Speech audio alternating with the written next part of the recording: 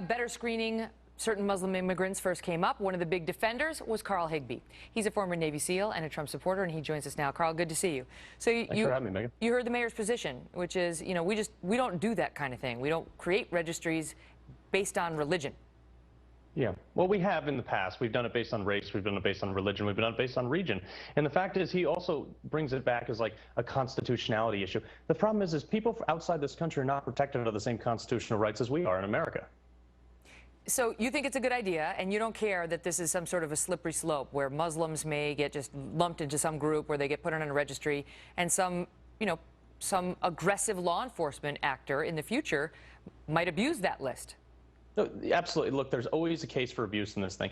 But the fundamental problem here is we have a large faction. Look, being a part of the Muslim faith is not a bad thing. And there's 1.6 billion Muslims out there. Most of them are perfectly good people. But the fact is there is a small percentage of people that have chose to align with an extreme ideology within the faith, and they're doing harm. So we would like to keep tabs on it until we can figure out what's going on. Trump has said, look, it's a regional-based thing right now. If they're coming into our country, we need to know who they are, where they are, and what's going on. Because he's trying to stop immigration into the country from countries where there are major terrorist issues, and until we can figure out what's going on. But this seems like something else, which is if you're coming over. I mean, this is what I'm reading. Okay, this is that.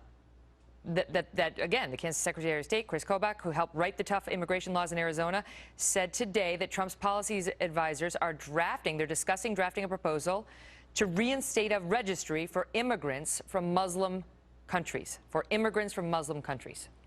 Yeah, and perfectly honest, it is legal. They say it'll hold constitutional muster. I know the ACLU is going to challenge it, but I think it'll pass. And we've done it with Iran back a while ago. We did it during World War II with Japanese, which, call it what you will, maybe wrong. You're not proposing we go back to the days of internment camps, I hope. No, I'm not proposing that at all, Megyn. But what I am saying is that we need to protect America. I mean, that's the kind of stuff that gets people scared, Carl. Right. But I'm just saying there is precedent for it, and I'm not saying I agree with it, but in this case, I absolutely believe that a regional-based... You can't be citing Japanese internment camps as precedent for anything the president-elect is going to do. Look, the president needs to protect America first, and if that means having people that are not protected under our Constitution have some sort of registry so we can understand, until we can identify the true threat and where it's coming from, I support it.